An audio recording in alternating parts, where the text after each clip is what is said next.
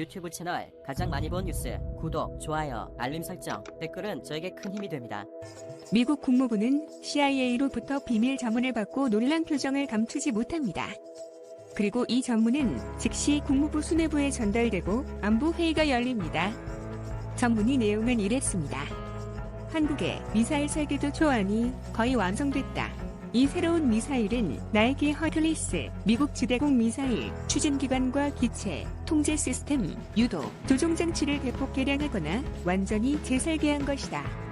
이런 첩보에 미국 정부 인사들은 개방하다 못해 놀라움을 감출 수 없었습니다. 한국이 미사일 개발에 대한 의지는 갖고 있는 것으로 알고 있었지만 한국의 그 당시 기술력으로는 불가능할 것으로 파악하고 있었기에 전혀 염두에 두지 않고 있었기 때문입니다. 즉각 당시 주한 미군 사령관과 주한 미국 대사에게 통보되고 국방부 안보 담당 차관보가 한국에 급파되고 며칠 후에 20명의 미국 조사단이 방한하게 됩니다. 유튜브 채널 가장 많이 본 뉴스, 좋아요와 구독은 영상 제작에 매우 큰 힘이 됩니다. 그들은 국방과학연구소를 방문해 미사일 제조 능력이 어디에서 왔는지 신문하는 신문을 했고 관련 연구소와 공장을 샅샅이 뒤지며 강경하게 미사일 개발 중단을 요구했습니다. 한국의 미사일 개발뿐 아니라 핵 개발을 의심했던 미국 정부의 속내를 보여주는 한 장면이었습니다. 이렇게 미국의 압박에 의한 한국군의 미사일 족수는 1979년 이후 4차례 개정됐지만 여전히 800km 이내로 묶여 있습니다. 한국의 미사일 조건을 미국이 계속 속박하고 있는 것입니다.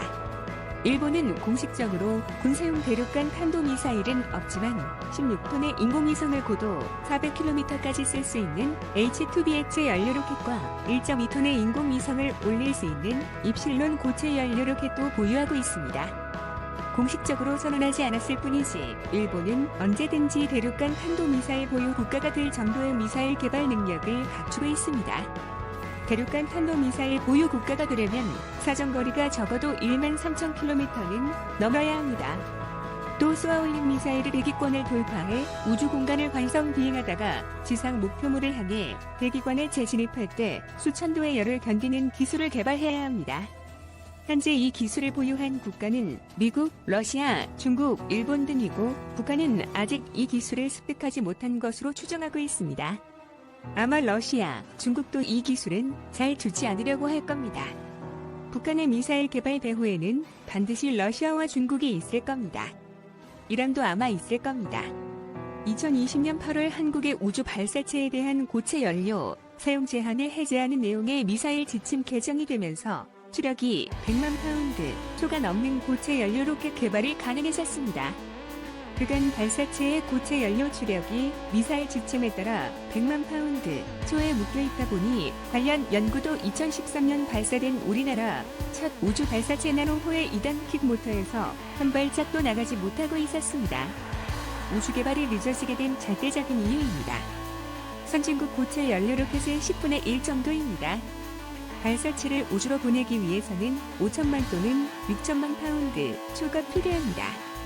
일본은 2013년 2단 고체 연료 로켓 색실론을 쏘아올린 바 있습니다. 이렇듯 한반도 주변국은 로켓의 고체 연료 사용을 제한받지 않고 있었지만 우리나라는 뒤늦게서야 고체 연료 사용 제한이 해제됐습니다. 왜 이제서야 제한을 푸는지 저는 이해를 못하겠습니다. 이제 사거리 800km 이내 족쇄만 풀리면 한국군의 미사일 주권은 온전하게 회복됩니다. 앞으로 북한이 어떤 군사적 행동을 하느냐에 따라 마지막 족쇄인 사거리 제한을 푸는 협의가 진행될 가능성이 있고 또 미국이 한국을 어떻게 보느냐에 따라 족쇄 여부가 판가름 나기도 할 겁니다. 또한 미국과 중국과의 남중국해 대립에서 오는 영향도 있을 수 있습니다. 800km 탄도미사일은 제주도에서 발사하면 신의주에 도달할 수 있고 북한의 가장 먼 동쪽 두만강까지는 포항 남쪽에서 쏴도 타격권에 들어갑니다. 이런 이유로 800km 이상의 사거리를 가진 탄도미사일이 왜 필요하냐는 주장도 있겠지만 북한 외 중국과 러시아, 일본 등 주변국에 의한 미래 위협에 대응하려면 중장거리 미사일은 반드시 필요합니다. 미국의 북한 전문 매체 38노스의 마이클 A. 먼 연구원은 2019년 북한 미사일의 정확도에 대한 분석 보고서에서 북한은 최소 20차례의 시험 발사를 통해 미사일의 정확도를 크게 높이고 있다고 했습니다. 2020년 들어 독일의 미사일 전문가인 마커스 실러 박사는 북한의 미사일이 멀리 떨어진 작은 표적을 목표로 상당히 높은 정확도를 보이고 있다고 했고, 브루스 베네덴드 연구소 선임연구원은 2010년 연평도 포격 당시와는 달리 북한은 이제 정확도 높은 타격이 가능하다는 것을 과시하고 있다고 했습니다. 또 이안 윌리엄스 전략국제문제연구소의 미사일 방어 프로젝트 부국장도 북한이 짧은 시간 내 정확도에서 상당한 진전을 이룬 점이 놀랍다고 했습니다. 북한의 고체 연료를 쓰는 고급성 미사일은 사정거리가 2000에서 2500km로 추정되는 데 있는 일본 오키나와의 미군 기지를 공격할 수 있을 정도로 발전했습니다. 지정학적 측면에서 한반도를 둘러싼 미국, 러시아, 중국, 일본이 대륙간 탄도미사일 지정 능력을 갖추고 있고, 북한마저도 미사일 강국으로 발돋움하고 있는 추세입니다. 미사일은 액체 연료를 쓰는 미사일과 고체 연료를 쓰는 미사일, 토마호크 미사일 같이 제트 엔진을 추진체로 쓰는 순항 미사일이 있습니다. 액체 연료를 쓰는 미사일은 추진력을 크게 만들 수 있어 중량이 무거운 탄도를 쏘아보낼 수 있지만, 액체 연료를 주입하는데 시간이 걸려 상대국에 쉽게 탐지되는 약점이 있습니다. 속도전이 필요한 전쟁 상황에서는 필요한 때 즉각적으로 사용하기 어렵기 때문에 액체 연료를 쓰는 미사일을 위협적인 군사무기로 평가하기는 어렵습니다. 고체 연료 로켓은 연료 주입 시간이 필요 없고 연료와 산 화재가 미사일 내부에 충전되어 있어 단추만 누르면 발사되기 때문에 진정한 의미에서 군사용 미사일이라 할 수 있습니다. 군 당국이 지난해 시험 발사에 성공한 괴물 미사일 현무선인 단 한 발로 수백에서에서 1000개 있는 이상의 자탄을 살포하는 확산탄을 쓸 경우 축구장 200개 이상 지역을 촉도할 수 있고, 평양 금수산 태양궁전과 유경 호텔 등 북초대형 건물들을 완파할 수 있는 기공할 만한 위력을 지니고 있습니다. 더구나 현무사가 더 위협적인 것은 알려진 사거리 300km 기준으로 4에서 5톤보다도 훨씬 더 무거운 탄도를 달 수 있기 때문입니다.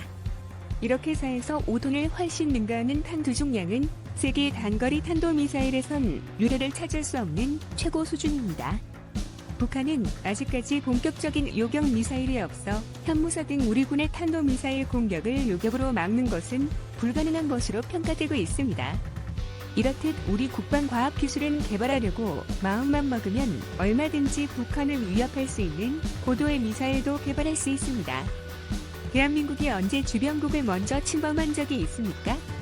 고구려는 중국 오랑캐가 하도 까부니까 중국을 정벌해서 영토를 늘린 것이지 일부러 침범한 것은 아니지 않습니까?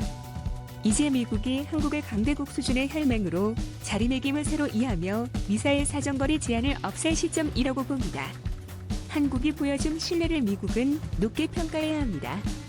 한미 군사동맹의 당사자로서 한미 미사일 지침으로 40년 넘게 미국이 구속해왔지만 미사일의 세계적 확산을 막기 위한 미국의 노력에 한국만큼 성실하게 협력한 나라는 없다고 봅니다. 그런 만큼 미국 요구에 충분한 신뢰를 보여주었다고 자부합니다. 전범국인 일본은 되고 한국은 안 된다고 하는 것은 누가 보아도 전혀 이치에 맞지 않습니다. 사정거리 제한을 풀어 한국의 미사일 사정거리 제한이 3000km 정도의 중거리 미사일을 보유하게 되면 미국의 아시아 군사 전력에도 물론 도움이 됩니다. 또한 전쟁 억지 효과가 있게 됩니다.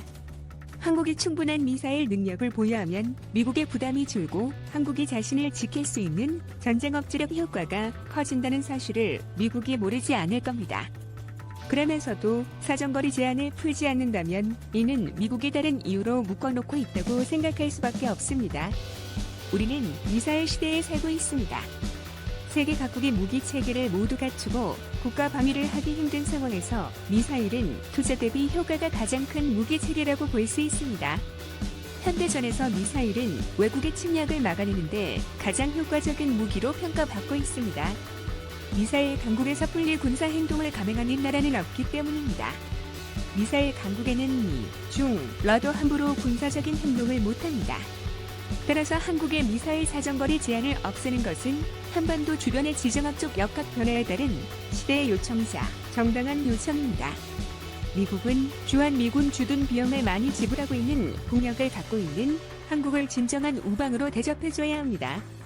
미국이 한국을 신뢰하고 한국에 대한 제한 협정을 없애는 것, 그것이 진정한 한미 군사 동맹으로 발전될 수 있을 겁니다. 그렇지 않겠습니까? 시청해주셔서 감사합니다. 이 동영상은 유튜브 채널 가장 많이 본 뉴스에서 제작하여 게시한다. 구독과 좋아요, 알람 설정은 좋은 영상을 만드는데 많은 힘이 됩니다.